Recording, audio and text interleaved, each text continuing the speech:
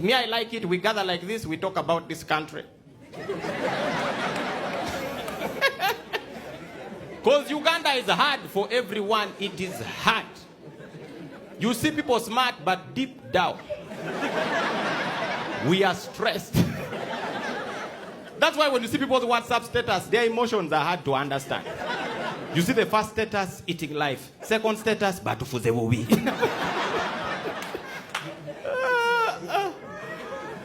Uganda is hard, man. Uganda is hard, but there's too much crime in this country. Too much crime. Madam, do you know how bad the crime is these days?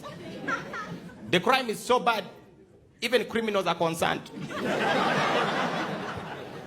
You find thieves seated together saying, hey, now we are many. Yeah? You're like, what happened? I was robbed yesterday.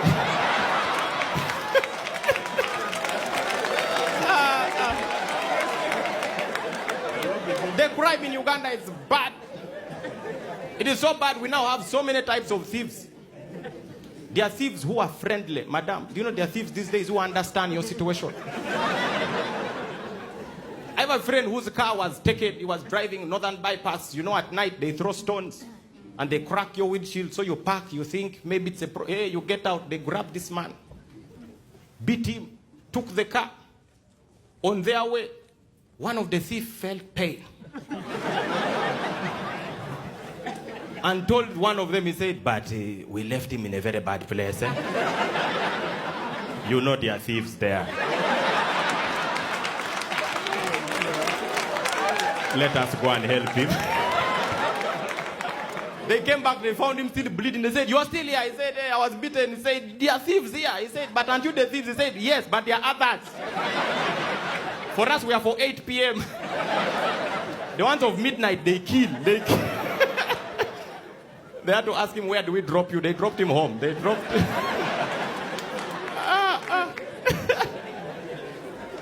We have very many types of thieves. Thieves these days are annoyed. I don't know why. There's a time I was in Arua. A gentleman was talking on phone. You see, in Kampala, there's an unwritten rule. Never stand at the side of the road and talk on your phone. Because these borders do 2 things for a living. They ride passengers and they steal phones. This man was on the side of the road talking, hey, Muliwa, hey, Sibalaba, hey,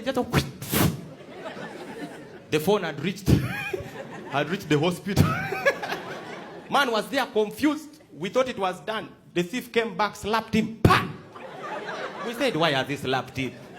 Before we knew it, the thief looked at him and said, the cover is iPhone. When you open his iTel, why you confuse the guy? You know this is misleading the public. You can be arrested. Now what they are wondering, are thieves part of the public? Too much crime. Too much crime in this country. Too much crime. Do you know, even kidnapping has become a thing.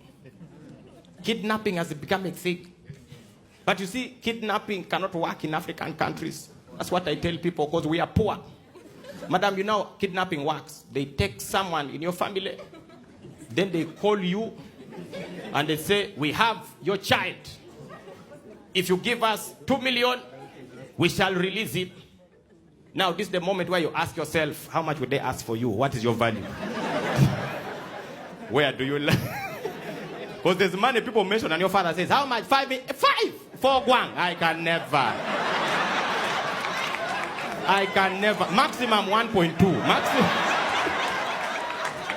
On Christmas, 1.5. You know. What is your value? Ask yourself. But you see, kidnapping cannot work in African countries. We are very poor.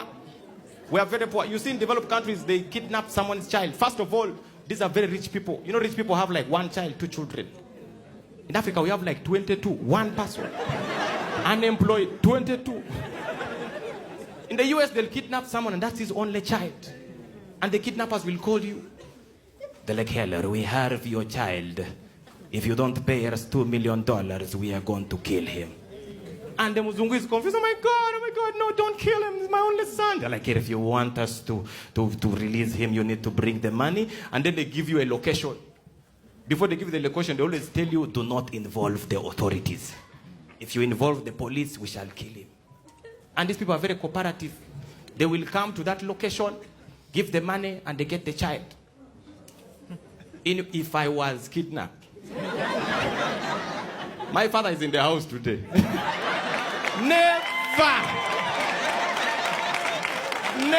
My father, never. If I was kidnapped, I say, hey, Mr. Okello, said, we have Hillary. Hey, what's wrong with him?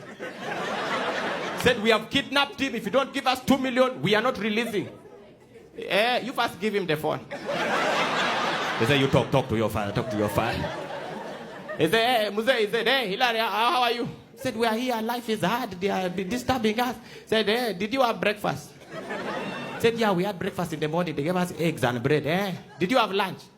Said, yeah, we just had lunch, they gave us rice and beans. Said, are you going to have supper? Said, yes, they are planning, they are cooking some food here for supper. Said, you are okay, you stay there. That is a burden relieved. I have an uncle whose child was kidnapped in a Leptong district. This man has 20 kids, 20. Madam, they kidnapped 1. 20 minus 1, 19. Is that a problem? That is not a problem. When they called him, they said, hey, Mr. Kwan, we have your child. Which one? He didn't even know. Didn't even know his child was missing. Which one? Said Henry. Said Henry. Oh! But that one is slow. You kill him. We have been struggling with him. He has a development problem. You take care of him. Do you know, I was reading yesterday and I found out, do you know some years back, there's a white woman who was kidnapped was it Queen Elizabeth? Did you read that story? Her name was Kimberly Edincourt, some US citizen.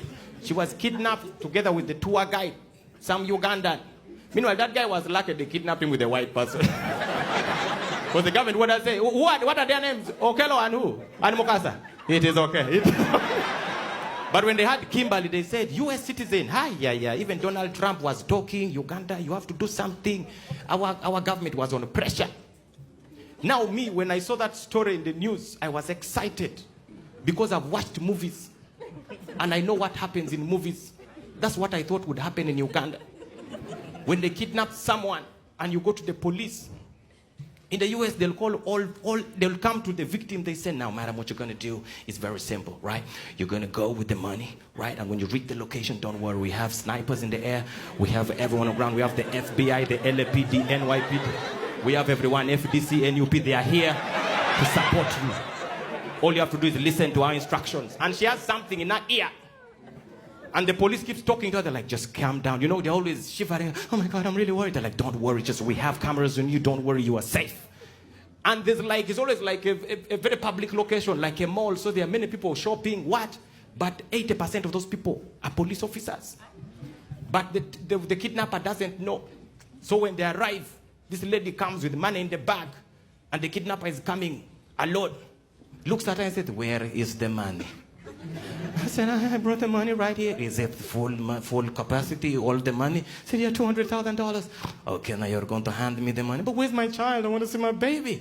It's over there. You see that black van? When you give me the money, you'll go there and you'll get your child. And then you give the money. You go, you get your child. The moment you get the child, helicopters, bullets, police. The kidnappers are surprised. Madam, that's what I thought would happen in Uganda.